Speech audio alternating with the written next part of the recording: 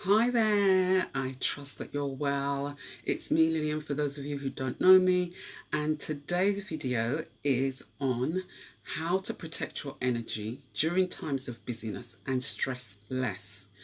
Now, as we know, we're entering into the period, into the season of Christmas, and there's lots going on, and I see it wherever I go. I hear it from you guys, and people telling me, oh, I've got to get myself ready for Christmas, I've got to do A, B, and C. People are rushing, people are putting themselves under pressure to meet goals, meet deadlines, organise stuff before Christmas or before the end of the year. Now, this happens every year. And what I've noticed is that people get themselves in such a frenzy that come Christmas Day or come towards the end of the year, they're feeling exhausted rather than energized. Is this you? Perhaps it is. Do you want to do the same thing as you've done previous years, or do you want to do something slightly different? If you want to do something slightly different and feel more energized and stress less in the process, then follow these 5 tips that I'm about to share with you. This is what I do, this is what I advise my clients to do, and it works wonders for us. So, tips, and I've got them all written down here. Tip number 1 is the 5 tips are number 1 is prioritize your well-being, your wellness and your well-being. What I've noticed is that when you're in a hurry, when you're focused and you're rushed on meeting deadlines, goals, etc., your well-being, your health, your wellness tends to take a back seat. It tends to go by the wayside. People stop exercising, they stop getting outdoors, they stop eating healthy because, you know, people are bringing in chocolate biscuits and cakes and crisp and all Christmas yummy stuff into the office, and people say, oh, well, it's only a one-off, you know, and you're not taking frequent breaks because your focus is on getting the stuff done. So prioritize your well-being, your wellness, your health. Ask yourself, what can I do to protect my energy and keep my energy at a level that I'll be able to be productive rather than busy? Now, to learn more about that, look at my previous posts about busyness and productivity, the difference of business and productivity, and how well-being promotes more productivity. Okay, so other things that you can do for your well-being, you know, set up your day in your morning, set it up nice and slowly rather than wake up in the morning to an alarm and then the first thing you look at is your emails or your texts or your list of things to do. Start some breathing exercises. Hydrate your body with water or lemon or ginger mix or a nice cup of herbal tea. Take things slowly, eat light, make sure you have frequent breaks, get outdoors no matter whether it's raining or not. These are things that you can start to implement into your day and as part of your well-being and wellness. The second tip is recognize your busyness. So I've shared on a previous videos about your busyness drivers. Recognize why you're being busy. Now, are you being busy as a way of an excuse to get away from reality, to avoid doing something that really needs attention from you? Why are you being busy at this time? Is it really essential for you to meet that goal, meet that deadline before Christmas? Can it happen after Christmas, after the new year? These are questions worth asking yourself so that you're not being busy for the sake of being busy. The next tip is plan your activities. Now, sometimes people are like, well, you know, the work just comes my way or responsibilities just come my way. You have a choice. You have a choice to communicate with people wherever those activities are coming from and to understand which ones are aligned to you. Now, there's a saying, just because you can do something doesn't mean that you should.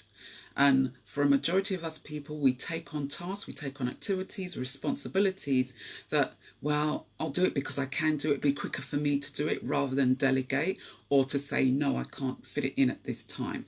So look at what you're aligned to do. Which are important in terms of the tasks or responsibilities? Are they important, non-important, urgent, non-urgent? And whose urgency are they? Are they someone else's urgency or are they your urgency? These are things you get to look at. And lastly, in planning your activities, what can you delegate? What can you pass on to somebody else who is more efficient than you are? Or maybe they're not, but just with a few tips here and there and a few instructions, they'll be able to do the task for you. And that means that you are less busy and less stressed as well. The next tip number 4, I believe, 1, 2, 3, 4. Assess how much energy is required to complete the task or the activities that you are assigning yourself to do. Now, how much energy is that going to consume mentally, physically, emotionally, and spiritually? At times we get ourselves involved in tasks and responsibilities, and it consumes way too much energy, and we don't know how to replace that energy back. So it's being mindful of, okay, if I do this responsibility or if I take on this task, this duty, etc., how much energy is that going to consume from me? What am I going to do to be able to energize myself so that I'm effective and productive in carrying out the task or the responsibility? And then lastly, number 5, establish boundaries and be bold to say no. There's a saying, again, like I mentioned before, if you want something done, give it to someone who is busy. Now, I first heard this saying when I worked in corporate, and I thought, oh my goodness, I'm already busy. I don't want any more work coming in my in tray. So I had to think and protect myself from getting any more influx of work, because I was already drowning as it was. I was already stressed as it was. And when I heard that saying, I was like, I don't want to be seen to be busy, because I don't want any more coming my way. So I had to learn to start saying no. I had to learn to start creating healthy boundaries and explaining to my colleagues that, listen, I'm not able to take this on because of A, B, and C. Now, what solution can we come up with so that that task is still achieved? So we looked wider afield rather than me taking it on and stressed and feeling resentful about it and it consuming my energy. So it's better for you to have that healthy boundary and say, no, sorry, not able to help you, not able to take this task on at this moment in time, but what can we do in order for that task, that responsibility to be achieved? We all have a certain level of capacity, physically, mentally, emotionally, and spiritually. You've got to be mindful not to go beyond that, otherwise you're going to crash. Okay, so those are my 5 tips to help you to protect your energy during times of busyness and to stress less. So I'll go over them again. Number 1 is prioritize your well-being and your wellness. Number 2, recognize why you're being busy. Number 3 is plan your activities. Number 4, energy is required to complete those tasks and activities. And then number 5 is establish boundaries, healthy boundaries, and be bold to say no. Okay, so that's today's video. If you find this useful, please share it to those you know who are running around being frantic at this time, or in a frenzy, or feeling stressed because they're so busy. Share this video with them. If you've got any questions, any comments, pop them in the box and spots or wherever this video is showing, and I'll be happy to answer them for you on the next post. Take care. Bye.